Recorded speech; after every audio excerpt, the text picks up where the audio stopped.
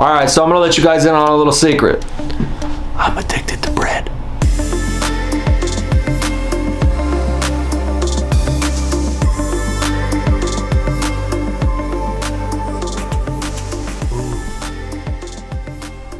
Hey, good morning guys. Yeah, so I started a little early today, but for good reason. So grab a cup of coffee and trust me, we're gonna have some fun today. I'm gonna walk you through my process of creating a beautiful sourdough loaf right in your own home. Dark and crunchy on the outside with those big fluffy air pockets inside. I'm not gonna lie to you, it's a bit of a lengthy process and I failed over and over again trying to get this right for you. So I'm still learning about baking, about bread making in general. A recipe is just a guideline to get you started on the right path. It is ultimately about getting your hands in the dough and feeling how it reacts to you. You have to learn how to trust your senses. That right there is what's gonna make you a better cook. Bread making, in my short experience, is all about confidence and repetition. A lot of repetition. You're probably not gonna get it right on the first try, but learn from your mistakes and then tweak. Then just move on and make another one. And out of nowhere, magic will happen for you. The sense of achievement when you make your first loaf of bread is really mind-blowing. Okay, so this is what we're gonna need to get started. All right guys, so I got two different style crock pots. This is the one I use. I still haven't used this new one yet, but it's very convenient. The top lid is deep enough where you get some nice oven spring, and the bottom part is shallow so you won't burn yourself when you're transferring the loaf. You need a good digital scale, cheap on Amazon for about 20 bucks. Some parchment paper. This makes your life easier if you're using the traditional crock pot. When you transfer the dough into it without burning yourself, don't burn yourself. You're gonna need a decent oven. It has to get up to about 500 degrees minimum. Large mixing bowl. Quart container with a lid is very useful here for your starter dough. The last one I started with, it was a little harder to mix in, so I switched over to the quart container. All right guys, don't go cheap on your flour. This is a very good brand, King Arthur. I use a whole wheat flour from them, and their bread flour makes amazing loaves. The white rice flour is to coat your banneton with. A little bit of semolina on the bottom and on the top to give me an extra crunch on that crust, that beautiful crust. All right, so you want to use some good filtered water, and I use Mr. Coffee over there to get my water up to temperature, about 90 degrees. Lame, I guess the French pronounce it lame. This is to score your loaves. You could just use a plain old razor blade, but this one's pretty cool. So quick tip, you could skip this whole first 5 days here if you have a good friend that's willing to part with some of his starter. But if not, this is step-by-step process of how to do it and create your own. So this is what we're left with. I just marked the weight of the jar and I put a rubber band to mark where the line is so I can check on it tomorrow and see if it rose at all. I'm not expecting too much action tonight, but we'll see what happens. All right, see you guys tomorrow. Actually, to be honest with you, it started to become a little therapeutic every day to feed my starter. I can't keep plants alive for the life of me, so very proud of it. All right guys, so yeah, we got some action on day 2. I wasn't expecting anything from at least until day 3. Maybe it's the good flour that I'm using, maybe it's the room. Temperature is very good up here, so anyway, I'm excited. That was a good sign. This is what we're dealing with right now. I'm gonna change containers because I think this one's a little too small. A little nutty, like fermented, almost like malty maybe, like a malty smell to it. It smells pretty good. So this is how you feed your starter from day 5 and on. You're gonna use the discard every day. That's what you actually use to bake your bread with. You could start baking with your starter after 5 days, but the longer it goes, the more mature it gets, the stronger it gets. You're gonna get some amazing loaves as time goes on. So be patient, it's a process, and you'll be very, very happy with what you create. All right, we're gonna use 35 grams of our discarded sourdough starter. We're gonna add in 70 grams of warm water. I like it around 90 degrees. 35 grams of whole wheat flour, and 35 grams of bread flour. And you're gonna mix that in nice. Get all the clumps out of there. And we gotta wait about 4 hours. This one took me about 4 hours till it was ready to bake with. It really depends on the strength of the starter, the temperature in the room, so it could be a little longer than 4 hours, it could be a little shorter. All right, so our levain is about an hour away from being ready. The next step is called autolyse. We combine our flour and our water, give it a rough mix, and then cover it up for about an hour until the levain is ready. and it's pretty simple. Let's get to it.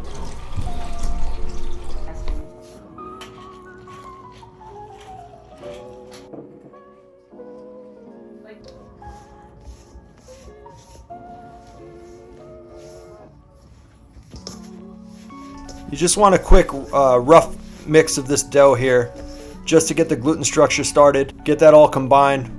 Do what you got to do. There's no real technique here. Just mix it in, scrape all the flour off your hands, cover it up, and then let it sit for about an hour.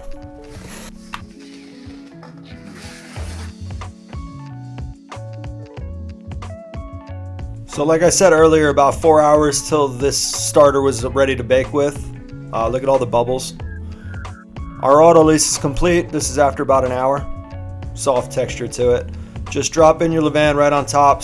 Make sure to scrape out all of it. And then get your hand nice and wet. You can actually pour a little bit on top and make these little dimples on top of the dough just to get the mixture started. Again, no real technique here. You just want to kind of squish your hands together. You want to combine it all the way through the dough.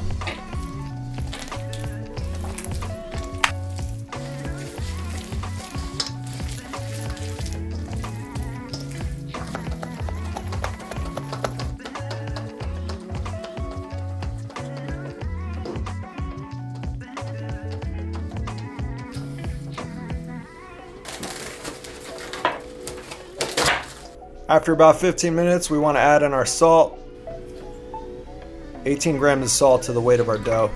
Combine it in some water so it mixes easier. And just like the process before, you want to just get this combined. So any kind of hand movements, just squeeze the dough together, get it all mixed up. Look at our matrix, our dough structure here. This is what you want. It's a little hard to work with at the beginning. But with these slap and folds, just use this technique, keep going. It will get easier to work with as you keep slapping it against the table and folding it, throwing it over itself, just like that. So it's like kind of like a clockwise motion. You want to turn your dough and repeat and repeat and repeat. It takes about 3 minutes.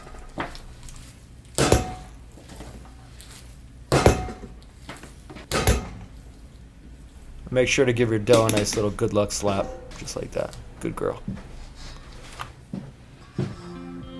So now we've moved on to our bulk fermentation stage. This takes about 2 hours, and every 20 to 30 minutes, I would say, we're gonna perform a bunch of these stretch and folds. This is the first technique that I picked up. You wanna kind of pull and stretch the dough over itself and rotate your bowl. And we want to make like a complete rotation around the dough. About 4 turns.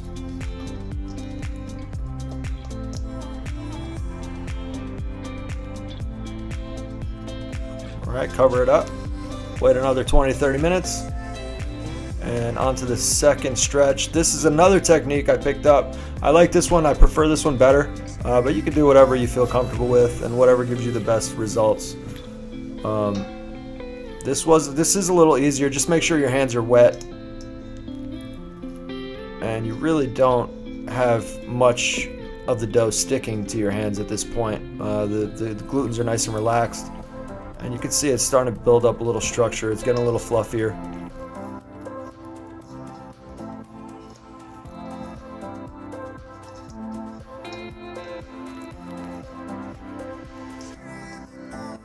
Some air pockets forming on the top. Nice little jiggle.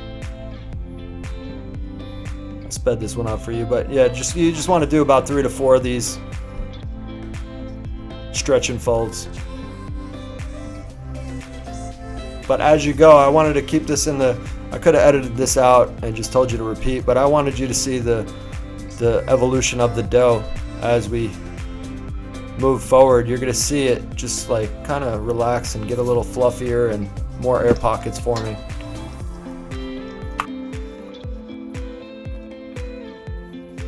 All right, guys, so we're almost there. Don't fall asleep on me. We passed our proofing stage. All right, finally, we're at the last part of our first day here, or last part of our forming process. We're gonna form our loaf. This is a good amount of dough. You can probably split it in half and make 2 loaves out of it, but I decided to go with one big one here. This is the last chance to form, to give your bread structure here. So this is the process that I use. I just stretch the dough onto the table, fold it over itself, and then kind of roll it pretty tightly into itself. And then right here, you want to give your banneton a nice coating of this with this rice flour. This stuff really works, so don't skip this step, please. Otherwise, your dough is going to stick to the banneton. I'm just trying to seal the bottom. Could have done a better job. I think this is a bit of a learning process for me, just watching the video over and kind of seeing my mistakes. I'm kind of picking up where I want to improve on next time. But that's what that's what baking is all about, man. It's a long road, you know. So take a lot of notes. Take some video if you want. Make another YouTube channel. Let me know. Tag me. I'll subscribe. Hope you guys subscribed already. All right, so it's the end of the day. Just wrap it in a nice plastic bag, seal it up, and throw it in the fridge. All right, so the dough's in the fridge. We're gonna let it sit overnight. I'm gonna clean up, and I'll see you guys tomorrow morning. Hey guys, good morning again. I'm on my way into the kitchen.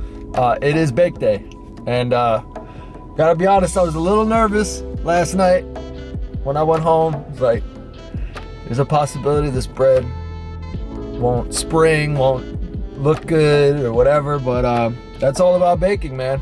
I trusted the process. I know my starter is strong. I've made a bunch of loaves before, they came out perfect, so we're gonna see. But before we go into the kitchen, I'm gonna stop by one of my favorite spots to grab like Italian groceries. They have killer bread. I wanted to grab a loaf just to have a little comparison with. It's from a bakery in the Bronx. Very good loaf. So I'm gonna go pick one of those up, and then we're gonna go back, turn on the oven, get everything hot, and I'll see you there. All right guys, so we're back. Let's get to work. We got our oven on at 500. I'm gonna throw my crock pot in there with the lid, get that nice and hot. And that's gonna take, sorry, that's pretty loud. And then that's gonna take about an hour. Yeah, you wanna let it just get piping hot, all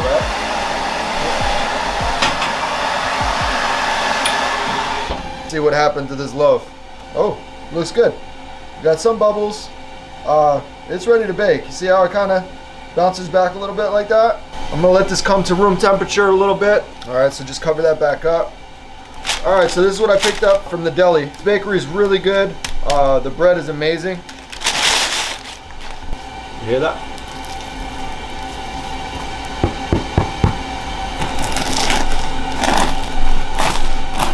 Malted barley flour, that gives you a beautiful crust on the outside. It's a very light crumb. It's a very fluffy crumb. Nice stretch, nice pull. Really light, like super light crumb inside. Very well done, and the crust is something else. Wow, I would probably eat this whole loaf. So we're gonna see if we can come close. Not necessarily competing with it. I just wanted to show you what's out there from some of the best bakeries in New York. And this is up there. This is very good. So I'm gonna clean up, let that oven get hot. So I'm gonna show you what to do so you don't have to burn your hands dropping the loaf in directly into the wow, it's too early for me to be filming. Directly into the crock pot. All right, so you just want to trim some of this excess paper off. I kind of made the shape of the crock pot, otherwise it just flaps around. And then I sprinkle a little semolina onto the parchment paper. This gives you a nice crust and it protects your dough from burning on the bottom. I've had one stick to the banneton before. This is called a banneton, by the way. Your hand like that and just let it plop. Oh, there it goes. Just let it plop right on top, just like that. Excavate that flour up the top on like a 30-degree angle. Just one right down the middle. One cut right down the middle. Just like that. it gives that air inside a place to escape. If you don't cut it, it's gonna find the weakest spot in the dough and push out from like wherever it decides to. All right, I think that looks pretty good. And then we just pick it up like that and drop it right in. All right, give it one of these. Please, praying for oven spring. First bake is about 25-30 minutes. Take the lid off, finish it until it's nice and golden brown. All right, gloves, towels, whatever you need. Don't get burnt. Please, guys, please. Okay. Oh, baby, that's it. All right, not bad, not bad. Could be better, but not bad. All right, bread is really hot. Oh, all right, there we go. All right, so we got this little bubble on the top, but that could have been a number of things. Yo, listen to that bad boy. But I think it looks great. Let me know what you think. Please share your loaves with me on Instagram, Facebook. Tag me, chefhdtv. Please share them. Don't be ashamed. I mean, this is literally like my 5th time making sourdough bread. So I think for the 5th time, I think it's pretty good. The flavor is fantastic. I know that. Listen to that. Oh yeah, listen to the bottom. And that's how you know it's done. You got like a nice hollow sound, a nice thick crust on the outside. Nice little bit of an ear here. That's not the perfect part, but you know what? I'm gonna live with it. And that's the beauty of sourdough. It's very unpredictable. Look at the bottom of that. Come on. You did something, man. You made something from scratch, just from flour and water. You put a lot of time and effort and love into this thing, so it's a sense of pride. You know, you gotta feel that when you're cooking, and this definitely does it. Listen to that. Oh my God! Now it's hot. All right, listen. I know you're gonna want to cut into this right away, but you really, really, really have to wait at least an hour. Let this thing cool down completely. It's still cooking in there. That crust on the outside, everything is still forming inside. All the flavors are still generating. You don't want to mess this thing up at this point. All right, so let it sit an hour and a half, and we're gonna cut into it. I got a couple nice little side dishes. I'm smoking some sausages right now. Make a nice little plate, and we're gonna enjoy this bread. I'll see you guys soon.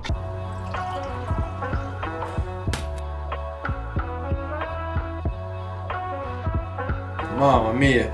All right, so you can kind of see what the bread did here. Why there's a big nose right here. Look at that big nose.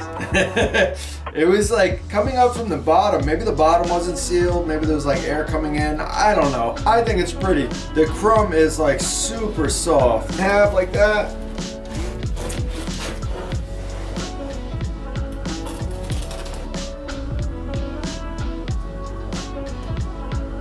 Look at that. All right, so here I just put a few bites together for you. To me, bread is like the ultimate vessel for like any kind of creativity. So like any new flavors, any new flavor combinations that you want to try out, there's no better way to do it. And just enjoy, man.